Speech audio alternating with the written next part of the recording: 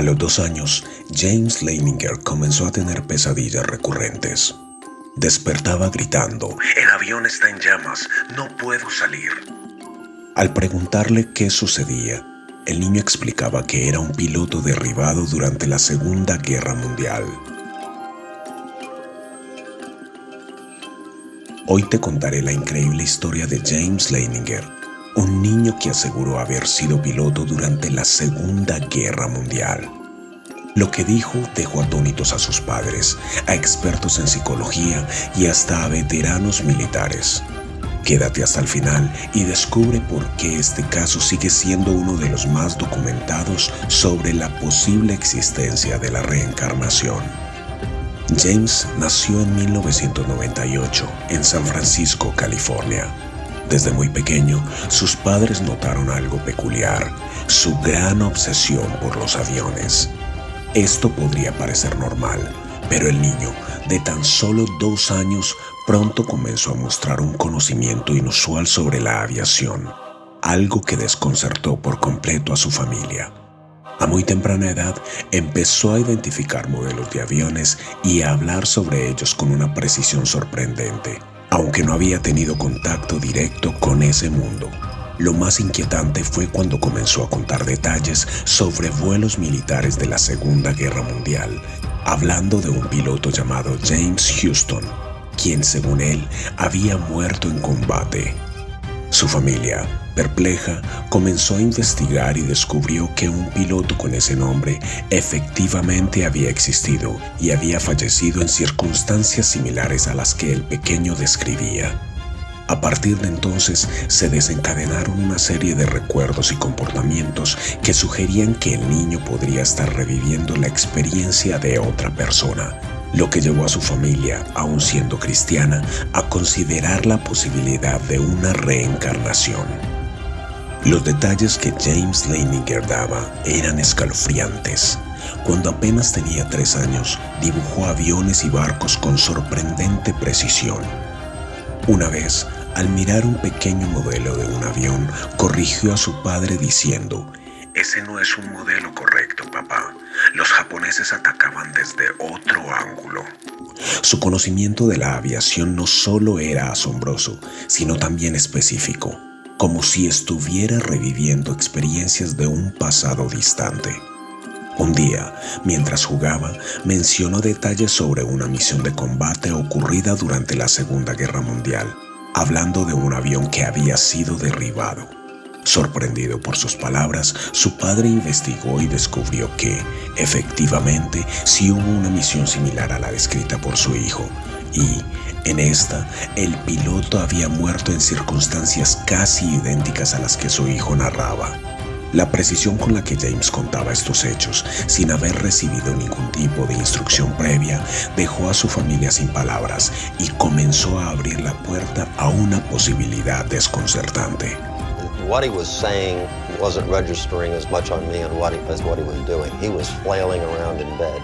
And I remember the very specific thought I had at that point. This looks like The Exorcist. James Leininger decía que él volaba un avión llamado Corsair y que su barco de despegue se llamaba Natoma Bay. Además, mencionaba con asombrosa precisión el nombre de uno de sus amigos, un compañero de vuelo al que llamaba Jack Larsen. Decidido a completar las piezas faltantes del rompecabezas, Bruce visitó a Larson en Arkansas en septiembre de 2002 y le preguntó acerca de James Houston. Larson dijo que no podía recordar lo que pasó con Houston, pero estaba seguro de que el avión había sido alcanzado por fuego antiaéreo. El 3 de marzo de 1945, Houston no regresó de su misión y fue declarado desaparecido en combate. Con tan solo 3 años, James comenzó a relatar con detalles vívidos su vida como piloto durante la Segunda Guerra Mundial, un periodo histórico que nunca había sido enseñado ni comentado en su hogar. Aseguraba que había estado involucrado en intensos combates en el Pacífico, volando un avión F-4U Corsair, uno de los cazas más emblemáticos de la guerra. Los relatos de James incluían detalles tan específicos que dejaron atónitos a sus padres, como el hecho de que su barco de despegue era el USS Natoma Bay. un portaaviones estadounidense que estuvo activo durante la Segunda Guerra Mundial. El nivel de conocimiento del pequeño era tan exacto que, en un momento, sus padres decidieron investigar más a fondo. Descubrieron que efectivamente existió un portaaviones con ese nombre que había estado involucrado en la guerra en el Pacífico y que un piloto llamado James Houston, cuyo avión fue derribado en combate, había perdido la vida en una misión en 1945. Lo más sorprendente fue que el nombre Jack Larsen también correspondía a un compañero de este piloto, quien, según los registros históricos, había sido un amigo cercano de Houston.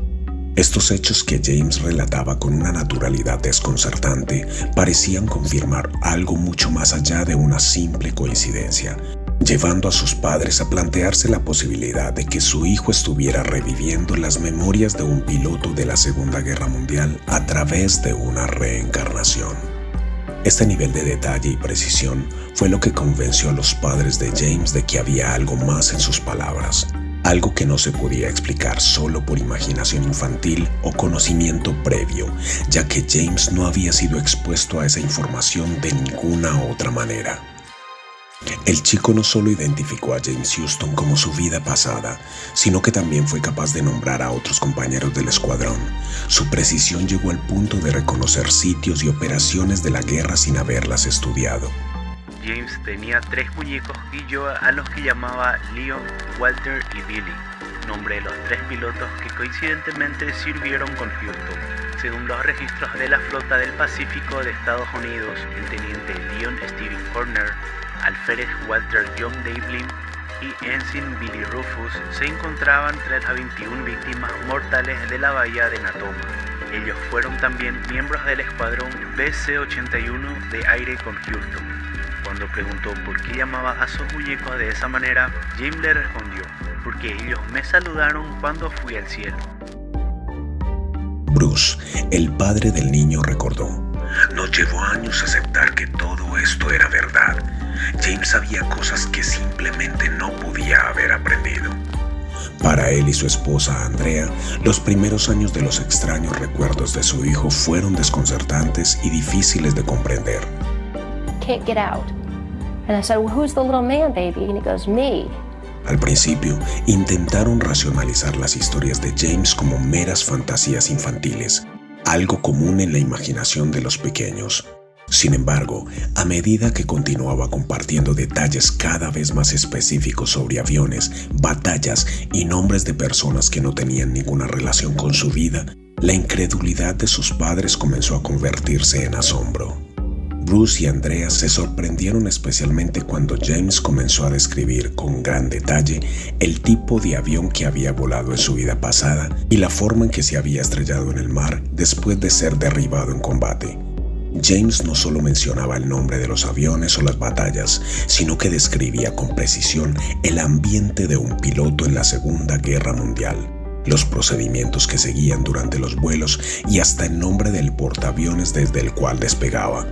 Este tipo de conocimiento técnico que un niño tan pequeño no podría haber adquirido por su cuenta hizo que Bruce se sintiera cada vez más perplejo y, en su caso, algo escéptico, pero al mismo tiempo una parte de él no podía ignorar la veracidad de lo que su hijo decía. El proceso de aceptación fue largo y lleno de dudas. Los padres de James intentaron buscar explicaciones racionales. ¿Podría el niño haber visto documentales sobre la guerra o leído libros de aviación sin que ellos lo supieran? ¿Podría haber escuchado acaso historias de familiares o conocidos sobre la Segunda Guerra Mundial? Ninguno de estos escenarios explicaba de manera satisfactoria los detalles tan concretos y precisos que proporcionaba, como el nombre del piloto y la historia detrás de su muerte en combate. Al final, la constante precisión de las afirmaciones de su hijo fue lo que llevó a sus padres a aceptar que lo que estaba viviendo su familia no era solo una coincidencia o una fabricación infantil, sino algo mucho más profundo y misterioso que desbordaba cualquier explicación lógica que pudieran concebir en ese momento. El caso de James Leininger atrajo la atención de expertos y medios de comunicación, convirtiéndose en uno de los casos más famosos de supuestos recuerdos de una vida pasada. Observe this in a child. and the evidence is very compelling, you have to open up to another explanation for what is going on. La historia de James avivó el debate entre los defensores de la reencarnación y los escépticos. Por un lado, muchos se sintieron profundamente conmovidos por los relatos del niño como una evidencia convincente de la reencarnación. Algunos expertos en el campo de la parapsicología, como el Dr. Ian Stevenson, quien dedicó gran parte de su vida a estudiar casos de niños que afirmaban recordar vidas pasadas, vieron en el caso de James un ejemplo notable de lo que podría ser la reencarnación. Ellos argumentaban que la exactitud de los detalles no podía ser simplemente el resultado de la imaginación de un niño o de aprendizajes casuales. El Dr. Stevenson, conocido por investigar estos casos con rigor científico, citó el caso de James como un ejemplo en su trabajo, destacando la coherencia y especificidad de los recuerdos del niño. Según los defensores de la reencarnación, tales detalles tan específicos y precisos no podrían haberse adquirido de manera convencional, lo que sugiere que la única explicación plausible sería que James estuviera reviviendo recuerdos de una vida anterior, particularmente la de un piloto que había fallecido en la guerra. Por otro lado, los escépticos y críticos del fenómeno apuntaron a explicaciones más terrenales. Argumentaron que la información que James compartía podría haber sido adquirida de manera indirecta. Algunos sugirieron que el niño podría haber escuchado historias de otros o incluso haber visto documentales sobre la Segunda Guerra Mundial sin que sus padres lo supieran. Los medios de comunicación, con su poder para propagar historias y crear narrativas, también podrían haber influido en la percepción de James, ya que en esa época había un creciente interés por los temas de la guerra y la aviación. El caso de James Leininger sigue siendo un misterio sin resolver. ¿Es posible que recordemos vidas pasadas? ¿O todo se trata de una elaborada construcción de coincidencias y recuerdos inducidos? But you have a life to live as James Leininger, and it's time for you to say goodbye to Jim Houston, and he just started bawling. And he cried for about 20 minutes. Goodbye, James and Houston.